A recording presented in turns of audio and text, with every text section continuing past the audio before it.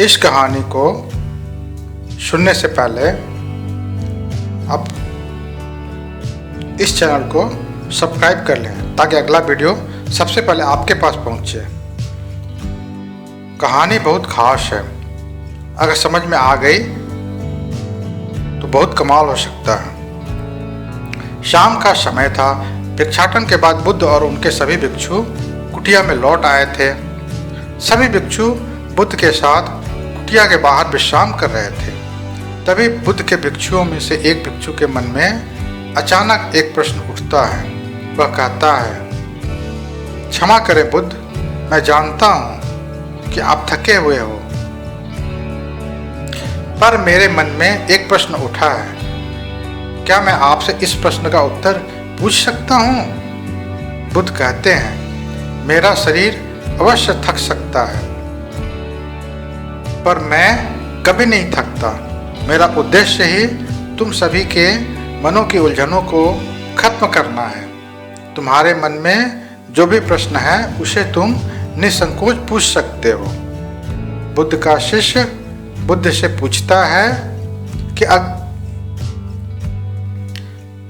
क्या कोई ऐसा रास्ता है जिस पर चलकर कोई भी सामान्य मनुष्य दूसरों लोगों के लिए एक उदाहरण बन सके? क्या कोई व्यक्ति अपने आप को इस तरह बना सकता है कि लोग उससे दिल से प्यार करें, लोग उसका सम्मान करें, उसकी छवि सबसे अलग हो? बुद्ध कहते हैं, हर व्यक्ति के भीतर असीम संभावनाएं हैं, पर 100 में से 99 व्यक्ति उन संभावनाओं तक नहीं पहुंच पाता है। बुद्ध कहते हैं, एक तरीका है जो आपको सामान्य जीवन में दूसरों से अलग करता है।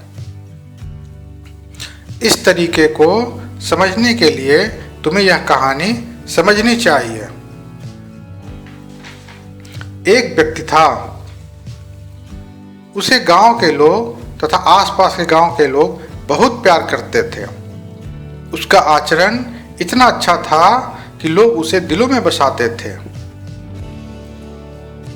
वह जिस रास्ते चल पड़ता तो लोग उसके आदर में सर झुका लेते थे। उस गांव के लोग अपने आप को धन्य मानते थे कि उस व्यक्ति का जन्म उसके गांव में हुआ है। उस क्षेत्र का राजा भी उस व्यक्ति का बहुत सम्मान करता था। एक बार राजा के कुछ सैनिक उस व्यक्ति के पास आते हैं और उस व्यक्ति से कहते हैं, चलो, राजा ने तुम्हें बुलाया है।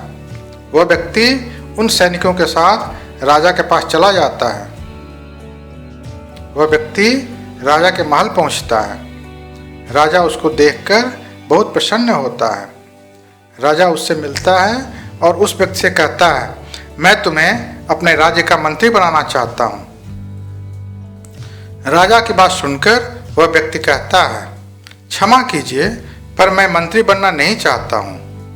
राजा उस व्यक्ति से पूछता है, पर क्यों? वह व्यक्ति राजा से कहता है, मैं अपने जीवन में खुश हूं और मुझसे भी योग्य लोग इस राज्य में हैं। राजा कहता है, अच्छा ठीक है, जैसी तुम्हारी मर्जी। वह व्यक्ति राजा के महल से चला जाता है। इस घटना के बाद राजा के मन में उस व्यक्ति के प्रति और आदर और सम्मान बढ़ जाता है। कुछ दिन बाद राजा फिर उस व्यक्ति को अपने महल बुलवाता है और कहता है, मैं तुम्हें अपना आधा राज्य देना चाहता हूँ। जितना मेरा अधिकार इस राज्य पर है उतना ही तुम्हारा भी होगा। मैं जानता हूँ कि तुम इसे मना नहीं करोगे। राजा की बात सुनकर वह व्यक्ति राजा से कहता है, क्षमा कीजिए, पर मुझे यह नहीं चाहिए। वह राजा उस व्यक्ति से पूछता है, पर क्यों? वह व्यक्ति राजा से कहता है, मेरा और मेरे परिवार का पालन पोषण बहुत अच्छे से हो रहा है। हम सभी खुश हैं। इतना कहकर वह व्यक्ति वहां से चला जाता है। कुछ दिन बाद राजा खुद उस व्यक्ति को बुलाने उस व्यक्ति के घर चला जाता है। राजा उस व्यक्ति के घर पहुंचता है। वह व्यक्ति राजा का स्वागत करता है। उस व्यक्ति से जैसी पन पड़ती है वैसी राजा की सेवा करता है। राजा को भोजन परोसा जाता है।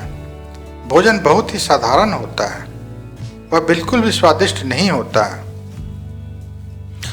राजा उस व्यक्ति से कहता है, तुम बड़े कमाल के व्यक्ति हो। मैंने तुम्हें मंत्री बनने के लिए कहा पर तुमने मना कर दिया। मैंने तुम्हें आधा राज्य देना चाहा पर तुमने उसके लिए भी मना कर दिया। तुमने कहा तुम खुश हो, परंतु तुम्हारे घर की स्थिति तो उतनी अच्छी नहीं है। तुम इस स्थिति में खुश कैसे रह सकते हो? राजा कहता है, बस अब बहुत हुआ। इस बार तुम मुझे मना नहीं करोगे, क्योंकि इस बार मैं तुम्हें कुछ ऐसा देने जा रहा हूं जिसके लिए शायद कोई भी मना न कर सके। राजा उस व्यक्ति से कहता है, मैं तुम्हें इस राज्य का राजा बनाना चाहता हूं। आज के बाद मेरी सारी धन संपत्ति तुम्हारी होगी। इस राज्य के राजा तुम होगे। तुम बहुत भाग्यशाली हो कि राजा बनने का अवसर तुम्हें मिल रहा है। वह व्यक्ति राजा से कहता है, क्षमा करें महाराज, मगर अगर आप इस राज्य के बजाय पूरी दुनिया की संपत्ति भी देने के लिए कहते हैं तो भी मैं यही कहता कि मैं खुश हूं, मुझे नहीं चाहिए। क्योंकि यह खुशी ही तो है जिसकी कोई कीमत नहीं है, वरना हर चीज बेची खरीदी जा रही है। इस राज्य को पाने से मुझे क्या मिलेगा? खुशी? लेकिन वो तो पहले से ही मेरे भीतर है। फिर मैं व्यर्थ क्यों अपना सौदा करूं? क्षमा कीजिए महाराज, पर आप मेरी कीमत नहीं लगा पाएंगे। इस दुनिया में हर कोई बिकने को तैयार है। किसी की कीमत कम है, किसी की कीमत ज़्यादा है और किसी की कीमत बहुत ज़्यादा है, पर बिकते सब हैं। जीवन में अगर दूसरों से अलग बनना चाहते हो तो ऐसे बनो कि अगर चाहो तो एक पैसे में लुट जाओ, और अगर ना चाहो तो इस पूरी दुनिया की संपत्ति भी कम है, इस पूरी दुनिया का धन भी कम है। अगर ऐसे व्यक्ति बन गए तो हर कोई तुमसे प्रभावित होगा, हर कोई तुम्हारी तरह बनना चाहेगा। अगर ये कहानी आपको पसंद आए तो आप इसे सब्सक्राइब अवश्य करें और हाँ, अपने दोस्तों के साथ अधिक से अधिक शेयर करें। धन्यवाद।